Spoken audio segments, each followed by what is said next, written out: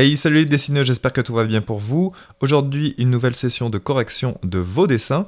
Donc c'est la correction d'octobre 2016 et on va commencer tout de suite par un dessin de Lindoriana qui m'a envoyé ce joli visage. Je sais que vous avez beaucoup de mal avec les visages de trois quarts. La plupart d'entre vous font toujours des petites erreurs, etc. Et de toute façon, on n'est jamais à l'abri d'une erreur, hein, moi non plus. Donc, je vais vous montrer l'erreur courante. Vous avez certainement dû la voir par vous-même ici, peut-être. Quand on fait une symétrie, ou quand on regarde le dessin dans le miroir, on peut voir déjà les petits problèmes qu'il y a. Et ici, en général, quand un dessin de visage est bancal, c'est qu'il y a un problème au niveau de ce côté du visage, ici. Donc si on revient dans une vue normale, et qu'on regarde le dessin, qu'est-ce qui se passe ? Si on devait effacer le nez ici, on se rendrait compte que le visage n'a en fait rien à voir avec les yeux et la bouche. Et en fait, on dirait un visage de face. Et j'appelle ça en fait le syndrome Picasso, c'est qu'on veut tout remettre de face, et c'est quelque chose qui arrive souvent. Donc pour éviter cette erreur-là, ce qu'il faut essayer de se dire, c'est tout ce qui s'éloigne de la caméra, donc de nous, de l'observateur, va devenir plus petit. Et aussi, l'œil est vu de côté. Donc qu'est-ce qui se passe ? Imaginons la sphère oculaire ici. Si on devait habiller cette sphère avec les paupières, eh bien c'est très simple. En réalité, vous allez faire des courbes de niveau ici, pour vous montrer un petit peu la perspective. Vous allez placer votre iris ici, et vous allez amener votre paupière par-dessus, en laissant une petite marge pour l'épaisseur de la paupière, comme ceci. D'accord. Ici, la pupille est toujours un petit peu en retrait, par rapport à l'iris quand elle est de 3/4. Et là, ça vient s'enrouler dessus, comme ceci. Voilà. Maintenant, on va essayer de dessiner ça de 3/4 selon la vue que je vois ici, parce que la vue de ce crâne est correcte. Donc, je vais dessiner par-dessus. Donc, le plus difficile ici, c'est de se trouver des repères. Et en général, les coins des yeux ici correspondent à la base du nez ici. D'accord ? Malheureusement, il va falloir mettre ça en perspective. Donc, qu'est-ce qui se passe ? En perspective, ça c'est la ligne de la tempe, ça c'est la ligne des sourcils. Et en fin de compte, si on se rend compte de la perspective, c'est une perspective à 2 points de fuite, comme ceci. Donc, il va falloir qu'on mette ce visage un tout petit peu en perspective. Donc je me donne un repère ici, quelque chose comme ça. Et ensuite, on va venir dessiner par-dessus. Et pour dessiner là, ce que je vous conseille, c'est de faire comme si l'œil était incurvé, comme on a vu tout à l'heure. Comme ceci. Et là, on va placer donc les iris. Le deuxième va avoir l'air plus petit. La base du nez, elle va être un petit peu plus en avant ici. Ce qui est important, c'est la compréhension de la perspective. Le cil passe par-dessus ici. Là, je déforme l'œil. Il a vraiment cette déformation de cette manière-là. Celui-ci va souvent passer derrière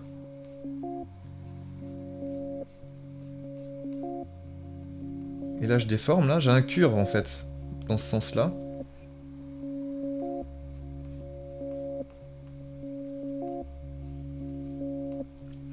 Et là les sourcils arrivent ici à ce niveau-là.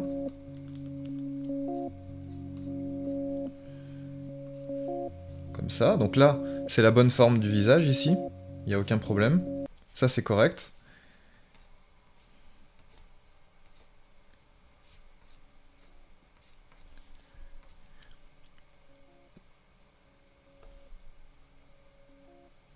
Les pupilles légèrement en retrait. Et la base du nez qui arrive logiquement, bah là ça va être un petit peu grand, donc ce que je vais faire c'est que je vais effacer un petit peu ça. Je redessinerai par-dessus tout à l'heure. Mais globalement, le nez, on peut... Ensuite je rajoute le pic du nez ici, la forme globale du nez, et je peux rajouter les narines comme ça.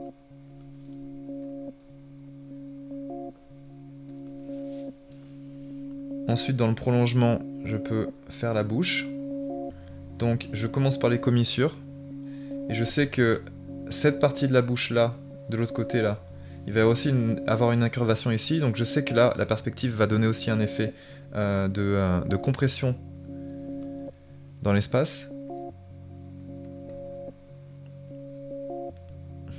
J'ai fait la bouche un tout petit peu trop en avant, elle fait un peu la moue là, mais je peux la déplacer un petit peu, comme ceci. Voilà, ça ira beaucoup mieux. Et je lis toujours, j'essaie toujours de lier anatomiquement la bouche et le nez là. Et voilà le dessin corrigé. Bien sûr, ici, après, il va falloir que je redessine le crâne. Donc pour me donner une idée d'un crâne un petit peu plus normal, on va dire. Donc là, il faudrait que je redessine les cheveux par-dessus. Voilà, après ça dépend de ce qu'on veut faire, évidemment.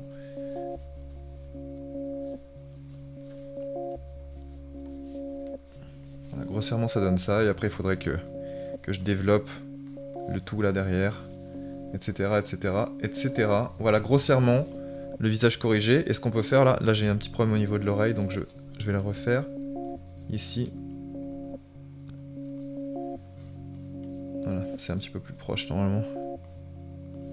Quelque chose comme ça. Voilà. Ok. Et la base du cou est ici.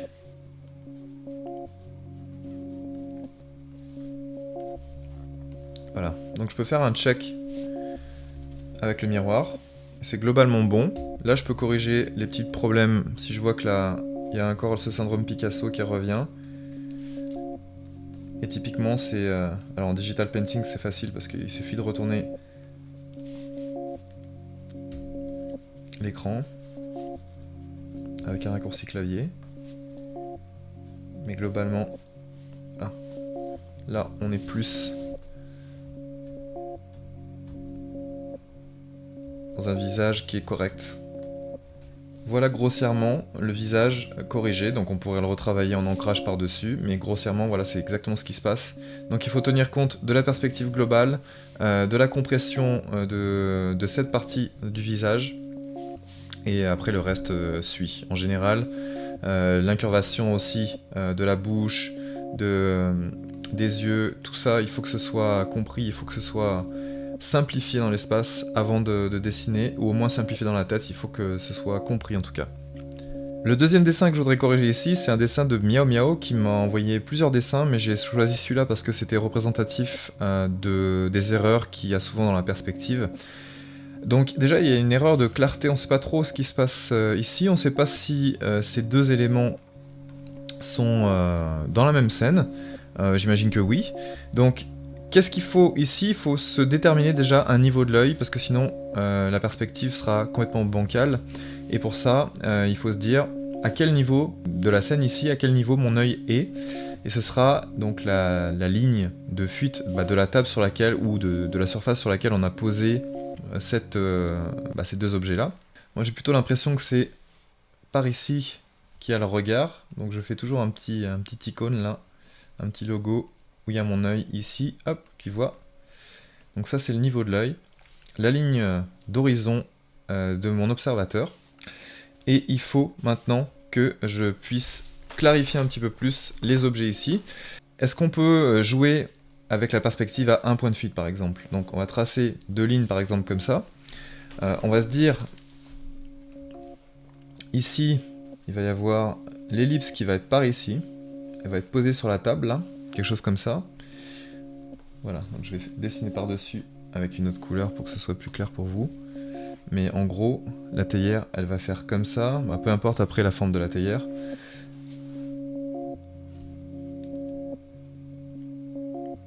Comme ça. Et elle va être posée au sol de cette manière ici. Alors ce qu'il faut comprendre ici, c'est que tout ce qui est en bas de la ligne de vision, on appelle ça de la plongée, et tout ce qui est en haut de la ligne de vision, on appelle ça de la contre-plongée. Donc quand on voit quelque chose du dessous, en général, ici, imaginons que je fasse un espèce de cube là, à deux points de fuite, il est assez déformé mais c'est pas grave. Là on voit la face inférieure. Si on devait le faire vu de dessus ici, à un point de fuite par exemple, quelque chose comme ça, là on verrait donc la surface du dessus. Ok? Donc il faut garder ça en tête pour notre perspective générale. Donc l'ellipse du haut ici va être plus plate que cette ellipse là, parce qu'on se rapproche de la ligne de vision. Ça c'est super important. Et ensuite on peut par exemple se donner un milieu pour placer donc, la petite ellipse du dessus là, qui sera encore plus plate que celle-ci, vu qu'elle est plus proche de la ligne de vision. Là je me donne des points de repère rapides. Voilà. Le petit contour de la théière.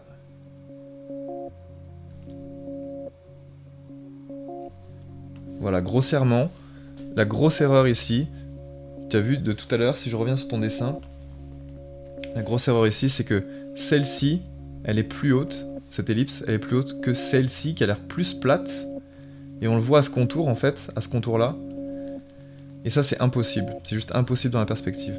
Donc une fois que tu as tes repères, là, après tu peux placer sur ta théière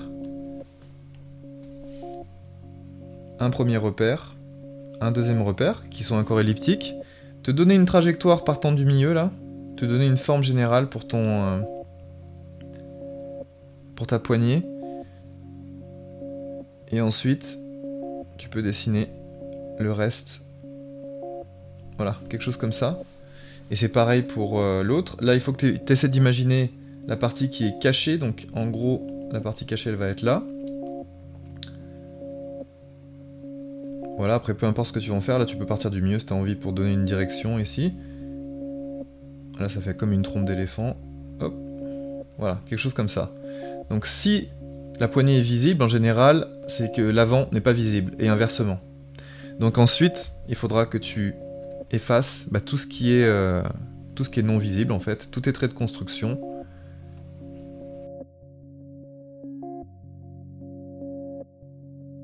Voilà une théière en perspective. Donc pour ton bonhomme, c'est exactement la même chose, sauf qu'il faut appliquer la même perspective, et pour ça, il va falloir que tu te donnes donc un repère. Donc si le repère au sol ici, il peut être ici, d'accord? Tu te donnes une largeur là, et après tu peux te donner une idée de là où ton personnage va arriver. Donc là il s'agit d'une perspective, ce que j'appelle une perspective classique, parce que en fait elle est à moitié à cheval entre la perspective en plongée et la perspective en contre-plongée.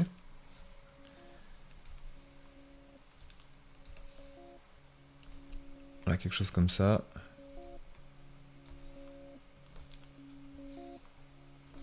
Donc après, pour les différentes parties du corps, tu peux subdiviser ton cube. Je vais pas détailler ici parce que c'est beaucoup de travail, c'est beaucoup d'ouvrage, et de toute manière, je t'ai déjà montré la perspective pour ce genre de forme-là. Pour un personnage, c'est un peu plus dur. On va en rester là pour aujourd'hui parce que ça fait beaucoup de notions. Mais en tout cas, tu peux subdiviser les parties ici et te donner à chaque fois des lignes de fuite à l'intérieur de ton cube. Et tu vas vite voir que ça va se complexifier assez rapidement. Donc pour aujourd'hui, je pense qu'on va en rester là et je sais que je vais en perdre certains. Donc je vais passer au dessin suivant. Ensuite, voici un dessin d'Aurélia. Alors Aurélia qui nous a fait des orchidées, je crois que c'est ça, oui, des orchidées. Et le problème dans ce dessin, le plus gros problème, déjà c'est que la perspective est un peu bizarre, mais ça c'est la photo qui a été prise certainement avec une webcam. Mais si je devais prendre par exemple cette fleur qui est en face de nous, je dirais qu'il y a vraiment un problème au niveau, pas vraiment du dessin, mais de l'estompage. Le gros problème avec l'estompe, c'est que quand on applique un aplat de graphite, par exemple, et qu'on vient estomper ici, ce qu'on fait, c'est qu'on estompe souvent tout autour, et à la fin du compte, il nous reste une grosse tache qui nous sert pas vraiment à grand chose. Donc estomper, pour moi, c'est souvent très très très fin comme travail. Il faut être très fin, et ça va dépendre du changement d'orientation de la forme et de la surface par rapport à la lumière. Concrètement, qu'est-ce qui se passe avec la lumière? Sur une courbe, une surface qui fait ça par exemple. Et imaginons que tous les rayons du soleil soient parallèles, ce qui est le cas si la source de lumière est le soleil. Ici, tangentiellement, il faut s'imaginer comment la lumière va taper. Donc là, c'est la zone 1, là c'est la zone 2, et là c'est la zone 3. Donc celle qui est pile poil en face de la lumière, la zone 1 là, ou à peu près en tout cas, ce sera la zone la plus claire, donc ce sera cette zone là. La zone 2, c'est celle qui commence à s'obscurcir, donc on va dire que c'est celle-ci. Et plus cette zone là est grande, et plus cette plage de valeur va être grande. Si par exemple, la courbe tourne très très vite, comme ça par exemple, là la zone 2 va être très petite, et donc là il va falloir raccourcir cette plage de valeur ici très rapidement. Et la zone 3, c'est la zone la plus obscure, donc là, on commence à avoir, pas du noir, mais en tout cas, la valeur la plus sombre de la surface. Voilà, ça c'est les grands principes du volume. Il faut maintenant essayer d'appliquer ça sur une forme qui est relativement complexe. Il faut savoir que les pétales d'orchidée sont quasiment tous de face ici, par rapport à nous, par rapport à l'observateur, mais pas par rapport à la lumière. La lumière, il faut choisir une direction de la lumière. Et si on prend la lumière qui vient un petit peu d'au-dessus, là, ici, moi en général je fais des flèches en 3D pour le savoir, donc par exemple on va tourner une ellipse comme ça, hop hop, et on va se choisir une direction de la lumière comme ceci, donc tous ces rayons là de la lumière vont être parallèles. Une fois que mes contours sont dessinés ici, ce qui est bien de faire avant de placer les ombres et d'estomper, parce que c'est ça en fait le plus difficile, c'est de se retenir d'estomper dans le vide. Ce que je conseille de faire, c'est essayons de voir déjà les ombres portées, c'est-à-dire les ombres qui vont être projetées d'un élément sur un autre. Ici, là, je vois que tu voulais représenter une ombre portée ici. Là aussi, j'ai l'impression qu'il y a une ombre portée là. En tout cas, c'est quelque chose qui est dans ce genre-là. Ça, on ne sait pas trop si c'est en avant-plan, en arrière-plan, ou si c'est derrière ça ou devant ça. En général, ça, c'est plutôt de côté. Donc là, tu as résumé la forme. Et ce qui se passe, en fait, c'est que si la direction de la lumière est comme ça, il va y avoir une ombre portée à un moment donné sur toute cette partie-là. Là aussi, il y aura une ombre portée de ce pétale-là sur l'autre pétale ici.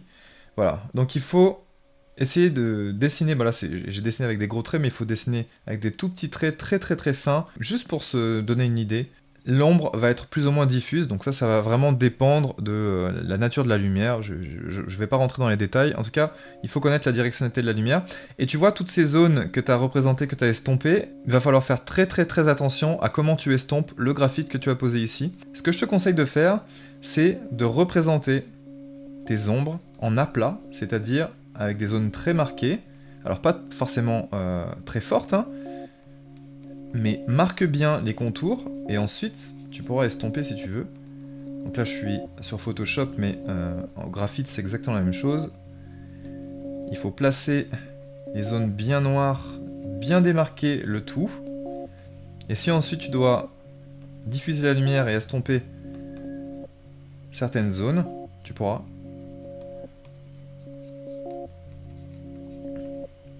Voilà, pour l'instant, je fais que la même valeur, là. Je reprends un peu les valeurs que tu avais mises déjà tout à l'heure. Et j'essaie de bien les marquer.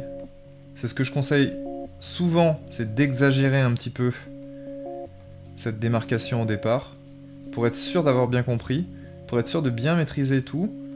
Et là, je vois que là aussi, il y a des changements de forme. Donc là, on va diffuser la lumière tout à l'heure de différentes manières. Mais en gros,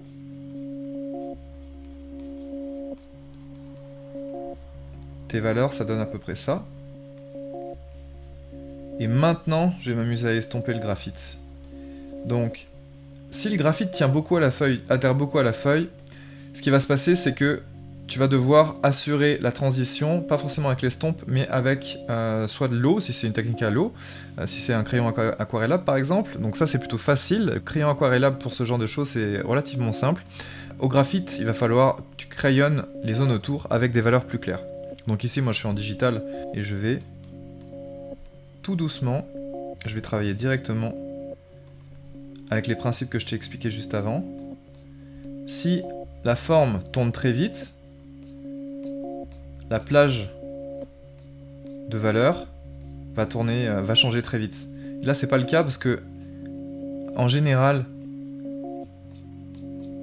les pétales sont très très très plats, donc les changements de forme vont être relativement subtils. Pour l'ombre portée, ça va être un petit peu plus dur, donc tu peux diffuser un peu la lumière, mais c'est toujours un petit peu plus dur que les ombres de forme. Si tu sais pas ce que c'est que la différence entre les ombres de forme et les ombres portées, je te conseille d'aller voir mon blog. Il y a 3 articles qui parlent de ça et qui parlent de la diffusion de la lumière et de la directionnalité de la lumière et de la nature de la lumière aussi. Il y a 3 articles, une suite de 3 articles sur comment dessiner les ombres. Donc ça c'est dans la section articles. Une fois que tu as posé tes ombres de manière relativement homogène, là tu vas commencer à aller un petit peu plus en profondeur au niveau des ondes d'occlusion. Donc ça c'est toutes les surfaces qui se rapprochent. Donc là ça va être... Faut faire attention aussi à... Faut tenir compte de la couleur aussi, ou en tout cas de la valeur locale, c'est-à-dire de la couleur de l'objet d'origine. Faut pas aller trop dans les noirs parce que ça va faire bizarre. Pour certains objets ça pourrait fonctionner mais pas pour d'autres. Donc toutes les ombres d'occlusion, là où les surfaces se rapprochent, ça va vraiment rajouter du réalisme. Et tu peux aussi bien sûr les diffuser par la suite. Donc ça c'est pas vraiment un problème. Juste une histoire de patience et de technique. Mais il faut bien que tu comprennes. Il faut bien que tu observes si tu as une référence photo. Donc là je travaille sans référence photo, j'ai pas de référence photo vu que c'est la tienne là. Mais voilà, j'essaie d'imaginer les surfaces qui se rapprochent. Donc là je peux peut-être en rajouter un petit peu d'ailleurs. Et quelque chose comme ça. Après je vais diffuser le tout. Ici. Là ici. Donc je diffuse que à l'extrémité là. Voilà. Et je laisse bien marquer le reste. Surtout la délimitation des objets en général. Voilà. Et de l'extérieur ça donne ça. On va voir ce que ça rend en enlevant ça. Regarde la différence. Tu vois tout de suite comment les éléments se détachent les uns des autres. Et c'est relativement réaliste. Bien sûr on pourrait pousser bien plus le réalisme, mais vu que t'es parti avec des traits très durs au contour, ça fait un petit peu rendu BD. Et voilà. Voilà ce que tu peux faire au niveau des valeurs. Et encore une fois, si tu prenais plus ton temps, tu pourrais être beaucoup plus précise et plus réaliste, plus détaillée. Et pour terminer aujourd'hui, j'aimerais finir avec un dessin de Joao Ventura. Et c'est un dessin donc pour un logo a priori. On peut vraiment améliorer le design. Et ce que je te conseille vraiment, c'est de ne pas peindre tout de suite, c'est d'essayer de dessiner avant de peindre. Donc le mieux c'est de coloriser après avoir dessiné avec des traits, parce que souvent quand on peint directement, on se perd dans la conception et dans le design, les différentes proportions, etc. Et si tu veux vraiment tirer meilleure partie de ton outil numérique, essaie de dessiner d'abord, essaie de te faire des petits croquis à la limite, des tout petits, ce que j'appelle des vignettes en fait, c'est vraiment des petits dessins qui ne sont vraiment pas plus gros que, on va dire, la paume de ta main, et voire plus petits. Tu peux même réaliser des vignettes qui soient aussi petits que ton pouce, ou que la dernière phalange de ton pouce, vraiment des tout petits dessins. Ça va te permettre de rapidement évaluer les proportions, rapidement évaluer les formes, savoir ce qui fonctionne, savoir ce qui fonctionne pas. Et ça, en miniature, ça fonctionne vraiment bien. Donc ne te prends pas la tête à tout de suite dessiner en grand. C'est vraiment une erreur classique. Essaie de faire des tout petits croquis, comme on fait en concept art en général, des tout petits croquis, et de dessiner ensuite ton final, puis de coloriser derrière. Tu vas mettre beaucoup moins de temps au final pour avoir quelque chose de bien meilleur. Je vais juste te montrer comment améliorer un peu la perspective, un peu le design globalement. Donc je vais pas faire un super design, mais je vais essayer à partir de ce que tu as fait ta maquette, de redessiner en fait ton animal. Première chose à faire, c'est commencer par des cercles, juste pour les proportions générales. Je vais essayer de le faire un petit peu plus tassé, un peu plus penché en arrière, pour qu'il puisse mettre le kick en avant. Donc quelque chose comme ça. Pour lui donner une forme plus intéressante, j'avais pensé à la flamme en fait, quelque chose comme ça, tu vois, la flamme, et même lui faire une tête un petit peu plus grosse que le corps, à la limite. Donc on peut revenir sur la tête directement, et après sur le corps, quelque chose comme ça. On peut lui placer le milieu du visage, là, le placement des yeux. On va lui placer aussi une petite aile, pourquoi pas. Et le bout de la queue ici, et le bout de la tête ici, qui se ressemble un petit peu. Ça c'est un code graphique Donc ça va être le code graphique de la vitesse de la flamme, parce que c'est apparemment c'est un artiste martial.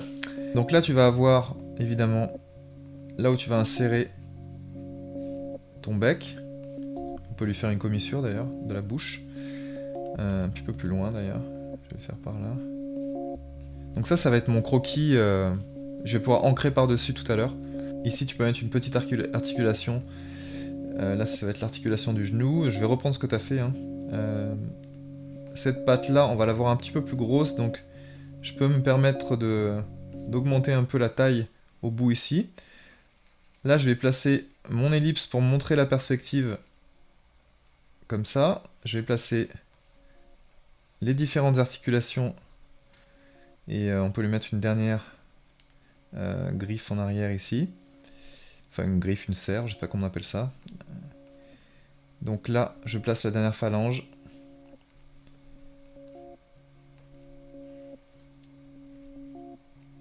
Comme ça. On va même grossir un petit peu celle-ci là. Voilà, quelque chose comme ça. Ensuite, derrière, donc en perspective, là, s'il devait tendre cette patte là, donc la patte arriverait peut-être quelque part par ici, quelque chose comme ça. Ouais, ça doit être ça. Donc là c'est pareil, on va faire les 3 articulations. 1, 2, 3, une en arrière. Je vais vérifier en même temps de l'autre côté, voir si ça fonctionne. Parce que des fois, il y a des petits défauts de proportion. Voilà. Ici, c'est de te laisser la place. On va lui faire un front un petit peu plus large, si tu veux bien. Pour laisser la place pour la petite bande qu'il a sur la tête. Là, on va lui donner un peu de perspective. Donc je peux le placer un cercle ici. Je vais placer les sourcils. Les sourcils, je vais les faire dépasser de la tête. Ça va lui faire un bon air de vilain. Le sourcil avant, là, il va être forcément plus grand que le sourcil arrière. Les yeux, on va les faire un peu plus agressifs parce qu'il est... C'est un vilain. Enfin, c'est un vilain. Je sais pas trop ce que tu voulais lui faire comme personnalité, mais... Voilà, en tout cas, il est pas forcément très tendre.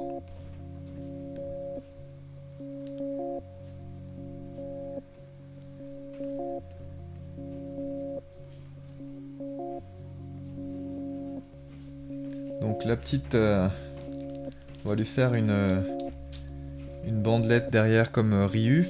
Donc pour ça, tu dessines le bord de la première, par exemple comme ça.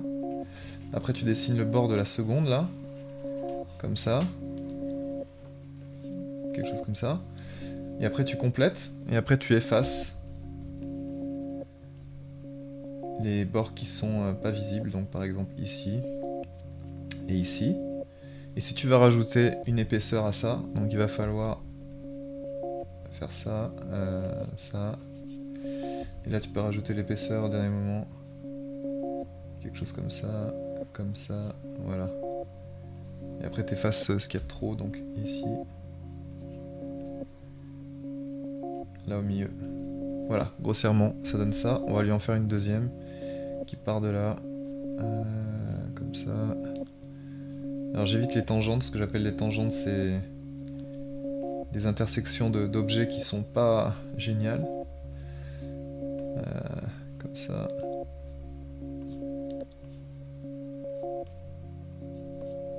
Voilà, grossièrement. Voilà, je repasserai par-dessus après. Et le bec. Voilà.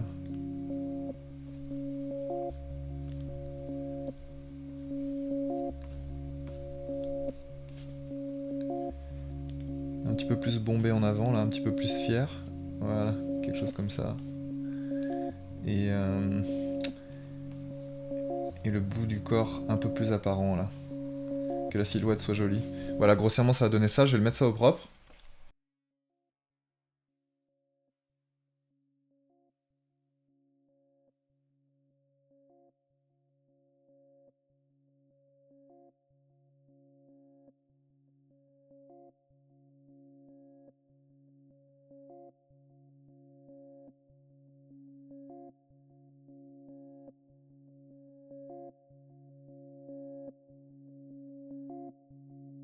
Voilà le design final, donc j'aurais pu grossir un petit peu plus la tête, j'ai repris à peu près les proportions de celui-là, j'en ai ajouté un petit peu plus de mouvement et ajouté un petit peu plus de force dans les pattes, et aussi d'agressivité, parce que c'est un code graphique aussi, l'agressivité qu'il y a dans le sourcil, là tu peux le retrouver aussi là-dedans, et tu peux aussi le retrouver, j'aurais pu faire ça aussi dans les bandeaux, et aussi à la forme des espèces de petites flammes au bout du corps, de l'aile et de la tête ici.